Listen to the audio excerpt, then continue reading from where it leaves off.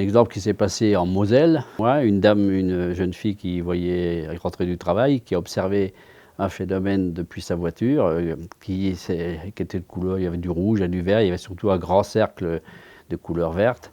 Et bon, à un moment donné, c'est venu à la verticale de sa voiture. Elle n'entendait pas de bruit, il faut dire qu'il y avait les vitres fermées et puis qu'il y avait l'autoradio. Elle a paniqué, elle a comme eu très peur, hein, parce qu'elle a vu que c'était assez gros, que c'était au-dessus de la voiture. Elle a eu très peur, elle a accéléré, elle est repartie, elle est arrivée chez elle quasiment en pleurant. Elle avait téléphoné à son ami pendant les derniers kilomètres pour dire qu'elle avait vu quelque chose. Elle est arrivée très commotionnée chez elle. Elle n'a pas compris ce qu'elle a vu, donc elle a gardé ça pour elle, elle a parlé à sa famille, etc.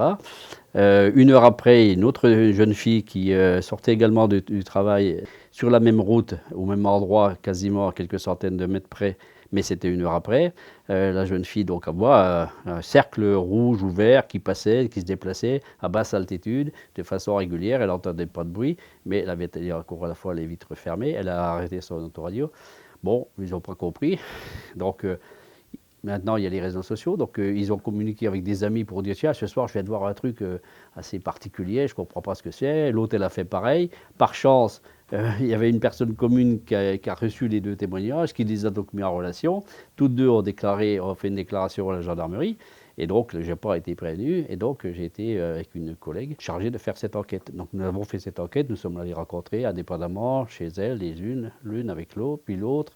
Nous sommes allés sur les lieux à chaque fois. Nous avons fait des mesures, etc. Nous avons fait toute la procédure d'enquête habituelle. Donc nous avons interrogé, cherché les pistes à côté pour voir si ça pouvait être des lasers de discothèque, voir s'il n'y avait pas des drones, des aéroclubs à côté qui faisaient des expériences. On a suivi plusieurs pistes comme ça qu'on a épluchées.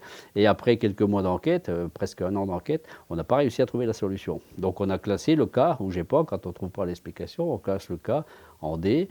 D1, s'il est assez étrange, et D2 pour les cas vraiment qui seraient les plus étranges. Et pour l'instant, le GEPA n'a pas de cas D2. Il faut vraiment plusieurs témoins, il faut vraiment des preuves physiques, vraiment le cas qui serait le cas pas par béton, mais le cas solide, quoi.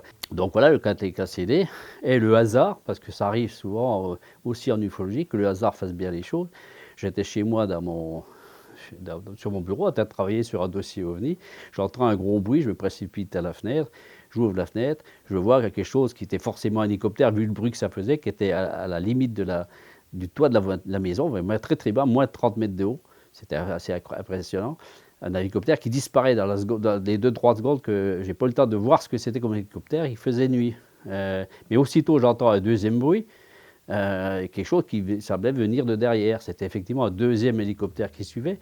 Mais là, je ne vois pas l'hélicoptère. Je vois un gros cercle vert dans le ciel, tout flou. Et puis il m'a fallu plusieurs secondes, au moins 3-4 secondes, pour rendre compte vraiment que je voyais un cercle.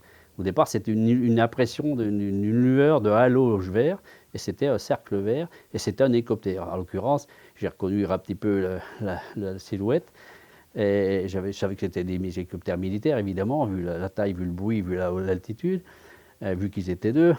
Donc c'était un NH-90 Caïman, donc un transport de troupes, transport de matériel, qui était précédé en fait par un Tigre. C'est un hélicoptère aussi militaire d'attaque, de protection. Donc il se déplace à deux, et il y en a un qui protège l'autre. Le Tigre est là pour protéger le transport de derrière de personnes ou de matériel. Par acquis de conscience, pour pouvoir vérifier, j'ai demandé la carte CNOA, donc la carte radar auprès du GEPA que j'ai pu obtenir. Et j'ai bien vu que les deux hélicoptères passaient là, je savais quel c'était. Donc j'ai compris à ce moment-là que ce que les deux jeunes filles avaient vu en 2014, et moi c'était en 2022. Donc vous voyez, c'était passé 8 ans. En 2022, j'ai compris par le hasard, parce que j'en ai été témoin moi-même, que c'était forcément cet hélicoptère. Donc j'ai fait des recherches et je me suis aperçu que les deux jeunes filles avaient fait l'observation à 1,5 km de la base aérienne du 1er régiment d'hélicoptères de combat qui se trouve en Moselle, et qui avait été doté cette année-là des premiers hélicoptères Caïman qui étaient dotés en France. Donc, eux qui étaient les premiers, c'était encore classifié à l'époque, et donc ils n'en parlaient pas, ils ne communiquaient pas dessus.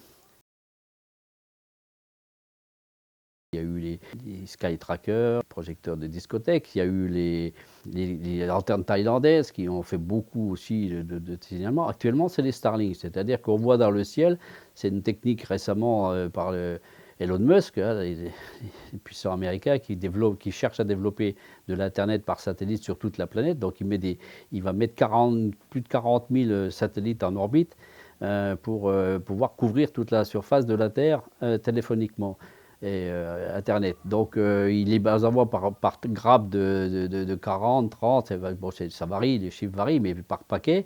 Et le satellite, quand il est mis en orbite, il les lâche par chapelet, ils se suivent. Donc au départ, les premières orbites, ils sont très serrés, ça fait comme un vermicelle dans le ciel. On voit une vingtaine, trentaine de petits points bien brillants qui se suivent comme à la queue leu-leu, qui se déplacent silencieusement, c'est majestueux. Et puis au fil des jours, ils s'écartent de plus en plus. Donc si on les voit le passer 2-3 révolutions après, ils sont déjà écartés. Quelques jours après, ils sont de plus en plus écartés. Et actuellement, on a beaucoup de témoignages de pilotes de ligne qui voient des lumières qui se déplacent dans le ciel et dans tous les sens.